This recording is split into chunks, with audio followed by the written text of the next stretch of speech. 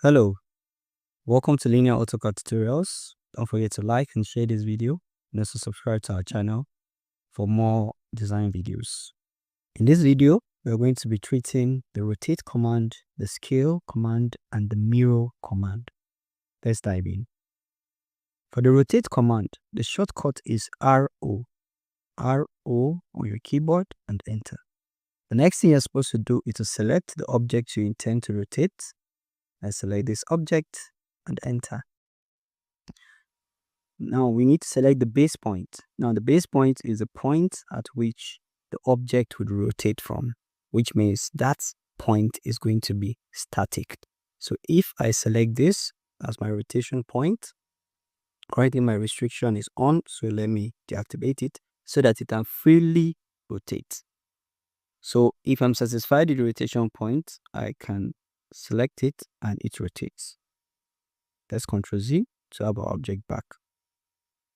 So to rotate again, you can use the option in your Home tab Modify panel. In your Home tab Modify panel, the cyclic arrow is the rotation icon.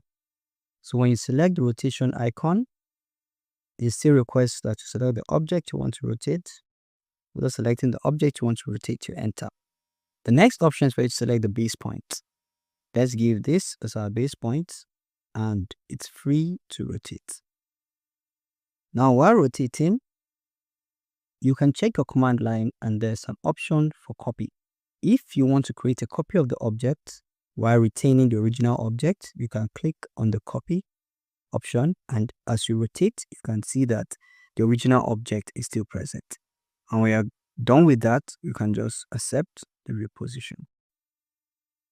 Moving on, we're going to treat the scale command. For the scale command, the shortcut is SC. SC on your keyboard and enter. And ready to scale. First thing, you need to select the object you want to scale and enter. Then we specify our base point, that where would the object scale from. So if we specify here as our base point and we move our object, you can see that it's been scaled. So if we want to scale it, to increase the size of our object, our scale factor needs to be greater than 1. To decrease the size of our object, our scale factor needs to be less than 1. So to increase this object to twice its size, we can give a scale factor of 2 and enter. Now the object has been increased twice its size. What if we want to maintain the original object while creating a new object? Another way to perform the scale function is to check your Home tab Modify panel. You have the scale option, which is a small square within a bigger square. So select that option. Now we select our objects that we want to scale. Then we enter. After entry, we need to specify a base point. Specify our base point. Then we check our command line. This time around, we want to copy this object. So we copy it and we are asked to specify the scale factor. Remember that if the scale factor is less than 1, it's going to reduce the size of the object. So if we use 0.5 as the scale factor, it means the size of the object will be decreased by half its original size. So we enter and you can see that the new object has been created, half the original size of the first object. Now finally for scale, how about we have a reference length we want to use to scale our object. So if we have a reference length, let's say this is our reference length, I want to use it to scale our rectangle. The first thing we do is select the object we want to scale. Let's select this. We want to scale this object, then we go to the scale option, now Modify panel, and we select our base point as usual. So we check our command line, there's an option that says reference. So we'll select the reference option. It's requesting for the reference. So give the reference length. We pick here. So here. And the object will be displayed. And if you are satisfied with this length, you click again at the end point and you have your object scaled using the reference length given to it. So the reference length now is the factor of scale that the object will be scaled at. Final command we are going to be treating in this video is a mirror command. The shortcut for the mirror command is MI on your keyboard and enter.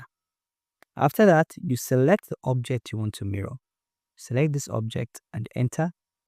We are requested to specify our mirror line. Now, our mirror line is the point that will be assumed as a mirror, and the new object to be created in the opposite direction of that point or that line. So if we specify here to here, for instance, as our mirror line, and we are satisfied, the next thing we need to do is to answer the question whether we want to retain our source object or not. So if you check your command line, it says erase source object. So if we say yes, source object will be erased. And if we say no, source object will be maintained. So if we say no, we maintain our source object and we've mirrored the initial object. Now, let's mirror again. The other way to mirror is to use the function, the icon which appears in your Home tab Modify panel. So you see two right angled triangles backing each other. Select that option, that's a mirror command. Then the next thing is to specify your object. Select the object you want to mirror, enter, and it wants you to specify the mirror line. We have this line that we want to use as our mirror line. So you just click here and click in the opposite direction and you have your mirrored object. Now we want to erase source object. So if you want to erase source object, command line is requesting that, you say yes. And you can see that our source object has disappeared and now we have the mirrored object. That will be all for this video. If you found this video useful, don't forget to like, share, and also comment to tell us what videos you want to see subsequently from us. Thank you for watching.